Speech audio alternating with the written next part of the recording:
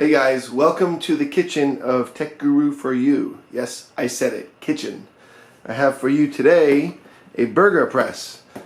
Most people love burgers. If you're a vegan, sorry. But I make my own patties with this. It's a press made by, it's either Bellemain or Bellemain.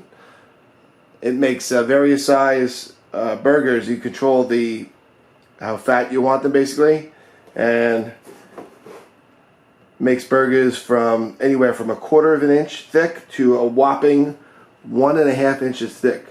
The patty diameter is, it says it's 4.5 inches, so it's pretty wide. It may extend past some buns, as I've run into a few different times, but that's not a big deal for me. It's spring loaded. It has a non-stick coating. I prefer to basically sandwich my patties between wax papers, as you probably see in some of the stores when you buy it. But I just don't like buying store patties.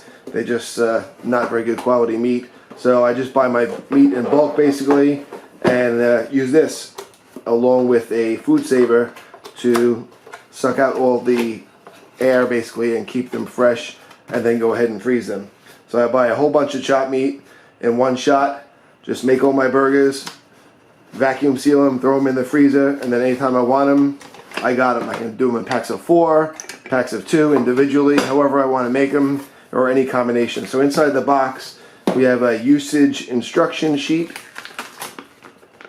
adjustable burger press with auto expeller, tells you how to take it apart. It comes apart for washing, which is good because you don't, just in case any chopped meat gets in there, you obviously want to keep everything clean. You want to be sanitary for sure. So put those instructions on the side. There's not much to it. It's pretty heavy though. It feels like it's like a magnesium kind of coating or something. I don't know. But it's a non-stick. You can feel it's a non-stick surface here and on the top part. And it's basically a spring which pushes, I don't know if you can see this, it pushes on a plate. So if you see this lip here, this is how deep it is or how thick the burger will be. So if I go ahead and I just turn this little nut, back it off, you're going to see that that depth actually gets bigger. Let me see if I can do it. I don't know if you'll see it on camera. But it's actually getting deeper now. So it's probably like 3/4 of an inch at this point. And so on. So you can make them as deep as you want. And then you use this.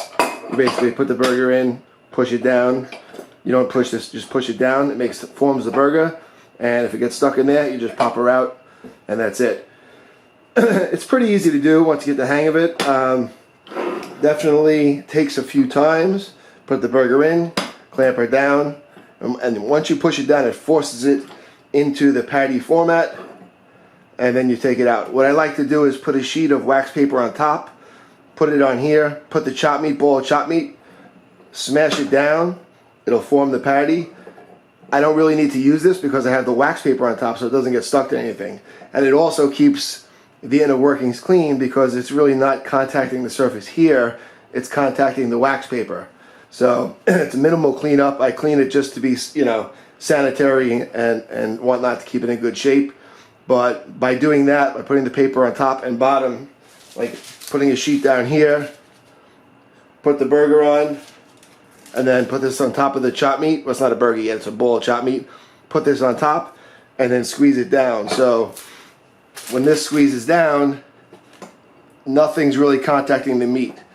And that's my preferred way to do it. If you do use these sheets, there's one side that's glossier than the other. The glossy side should go against the meat. That's the more waxy side. And then after that, after I have a bunch made, I just use my vacuum sealer. And I go ahead and vacuum seal them. And that takes a few seconds, and then they're ready for the freezer. But this has been pretty good. I've used this a bunch of times. I'm going to have a video coming up showing the actual process. But I just wanted to give you a quick first look on this. Stay tuned for give you a short clip on the whole process I do with the vacuum sealer and everything. And the good thing about this is once you get the hang of it, I mean, you can really get crazy and put the chopped meat on a scale so you can make your burgers the same exact size every time. Just use a food scale or something like this. Put your chopped meat on, weigh it to whatever you want, and then you're putting the same amount of chopped meat on every time. So for the sake of consistency, that would help.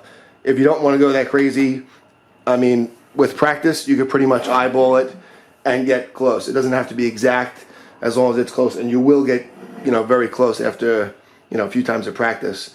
But this way you're getting consistent burgers. So if you're cooking the burgers, it's not like you have one fat burger, one skinnier burger, one's a quarter pound, one's a pound, one's 3/4 of a pound. They're all pretty much in the same ballpark, so they'll cook the same. If you form them by hand, you're never going to get them exactly the same. They may cook differently and want that shape differently. So in that respect, it's good. But I find actually I save money because I buy so much chopped meat in bulk, and it's better quality meat that you get in a supermarket. And then in one shot, even if it takes me an hour or two, I have, maybe 40 or 50 burgers. I'm good for quite a while. So that's the reason I bought this. If you're looking at this video, you're probably thinking along the same lines. It's held up well. It seems pretty well made. It's just metal and a spring basically, but it seems to work fine. If you have any questions about it, or I can give you any suggestions, or maybe you have a suggestion for me, leave them in the comments below. Don't forget to like and subscribe, and I will post a video very shortly with this thing in progress so you can actually see it in the whole process. Thanks for watching.